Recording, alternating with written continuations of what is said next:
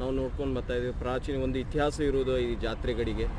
ಆದರೆ ಇತ್ತೀಚೆಗೆ ಏನು ಇದು ಘಟನೆ ನಡೆದಿದೆ, ಮುಸ್ಲಿಂ ವ್ಯಾಪಾರಸ್ಥರನ್ನು ನಿಷೇಧಿಸುವುದು ಎಷ್ಟು ಮಟ್ಟಿಗೆ ಸರಿ ಸರ್? ಇದು ಜೋರಾಗಿ ಜಾತ್ರೆ ಅನ್ನುವ ಪದವೇ ಒಂದು ಸಹಬಾಳ್ವೆ, ಪ್ರೀತಿ, ಅಭಿಮಾನದ ಸಂಕೇತ. ಜಾತ್ರೆ ಯಾರ ಒಬ್ಬರ ಸೊತ್ತಲ್ಲ. ಜಾತ್ರೆ ಎಲ್ಲರ ಸೊತ್ತು. ಜಾತ್ರೆಯಲ್ಲಿ ಮುಸಲ್ಮಾನರು ವ್ಯಾಪಾರ ಮಾಡಬಾರ್ದು ಅಂತ ಹೇಳೋದು ಇದು ಸಂವಿಧಾನ ಬಾಹಿರ ಮತ್ತು ಸಹಬಾಳ್ವೆಗೆ ಒಳ್ಳೆಯದಲ್ಲ.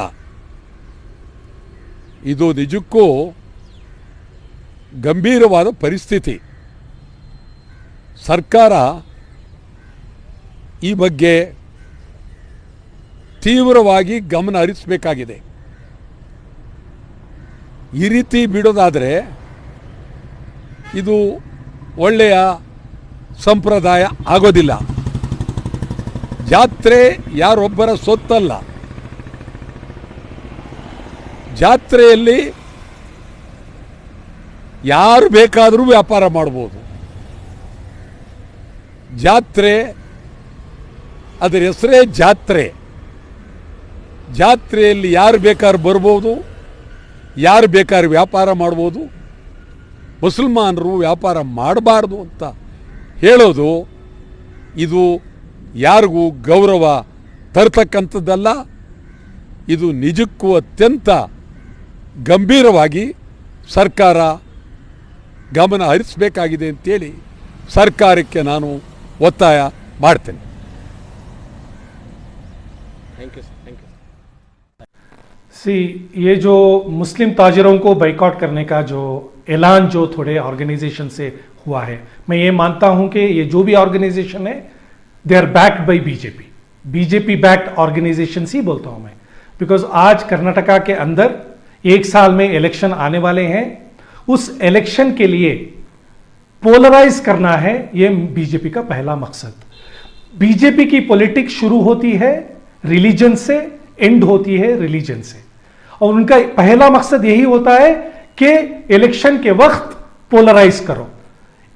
ये पोलराइज करने के एजेंडा रख के आज इन्होंने हिजाब का मसला और मुसलमान ताजिरों को बैन करने का मसला लाके सोसाइटी में जो अमन है, जो यूनिटी में जो हिंदू मुसलमान जी रहे हैं, उसको डिस्टर्ब करने का काम ये लोग कर रहे हैं. इससे मुझे पर्सनली बहुत मायूसी महसूस होती है कि एक हिंदुस्तान एक ऐसा मुल्क, जिस मुल्क के सेक्युलर फैब्रिक को, सेक्युलर कल्चर को और डाइवर्सिटी को हिंदुस्तान और दुनिया में सेलिब्रेट किया जाता है, उस हिंदुस्तान में इस तरह के कम्युनल पॉइजन को लोगों के माइंड में डाल के इस तरह डिवाइड करना, इससे हिंदुस्तान की जो डेवलपमेंट है, इकोनॉमी है, जॉब्स हैं, इसके लिए सबसे बड़ा नुकसान होता है वो कि मैं समझता हूं. सी, पॉलिटिकल पार्टीज, जो भी पॉलिटिकल पार्टीज हो, उस पॉलिटिकल पार्टीज में जो मॉडरेट थिंकिंग रखने वाले, जो प्रोग्रेसिव थिंकिंग रखने वाले लीडर्स और सिविल सोसाइटी में जो प्रोग्रेसिव थिंकिंग रखने वाले सिविल सोसाइटी के मेंबर्स को आगे आना है और इस तरह के जो भी इंसिडेंट को हम यूनाइटेडली कंडेम करना है. हालांकि इंडिया थोड़े बीजेपी में क्या होता है, जब भी इस तरह के इंसिडेंट हो गए तो या तो वो खामोश रहते हैं, नहीं तो डायरेक्टली उसको सपोर्ट करने का काम करते हैं. तो ये एंकरेजमेंट मिलता है ऐसे लोगों को. तो इस तरह के काम को हम रोकना है. हम सब मिलके यूनाइटेडली इस तरह के जो इंसिडेंट को हम कंडेम करना है. जब हम कंडेम करेंगे तो ये लोग डिस्करेज होते हैं. तो तो हम इस चीज़ों से हम बाहर आ सकते हैं। देखिए, सबसे बड़ा असर मैं इसमें यह मानता हूं कि हमारे इकोनॉमी के ऊपर बहुत बड़ा डैमेज होने वाला है। Our economy will be dented very badly.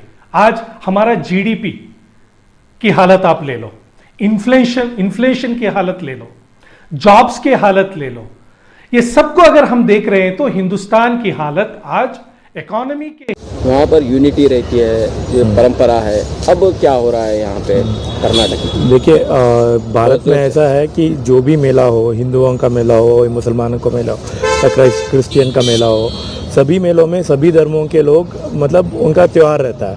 वो मतलब वहाँ पे आके खरीदारी करते हैं, एक दूसरे से मिल लेते हैं। तो ऐसे एक त्यौहार में, एक मेले में अभी आरएसएस वालों ने मुस्लिम जो ये ट्रेडर्स है, मतलब वो आके उनका सामान मत नहीं भेजे, वहाँ पे उनका दुकान नहीं खोले। ये एक बढ़िया सा षड्यंत्र है आरएसएस वालों का, ताकि मुसलमानों को दबाने का। आगे ऐसे क्रिश्चियंस पे भी होगा या दलितों पे भी होगा, ऐसा होगा। तो इसका मूल क्या समझना चाहिए? देखिए, एग्ज़ाम के टाइम पे ही हिजाब का ये मतलब वो इशू उठाया उन्होंने, और बहुत सारे मुस्लिम बच्चों को एग्ज़ाम लिखने के मतलब लिखने जैसा मन नहीं छोड़ा उन्होंने। मतलब उनको मन को इतना डिस्टर्ब किया कि हिजाब पहने कि ना पहने, कि कैसे जाए, वैसे जाके एग्ज़ाम लिखे ना लिखे। उस टेंशन में वो शायद फेल भी हो जाए, अगर लिखे तो भी। बहुत लोगों ने लिखा भी नहीं, अभी उनको दोबारा चांस भी नहीं दे रहा है। तो ये सब मतलब ये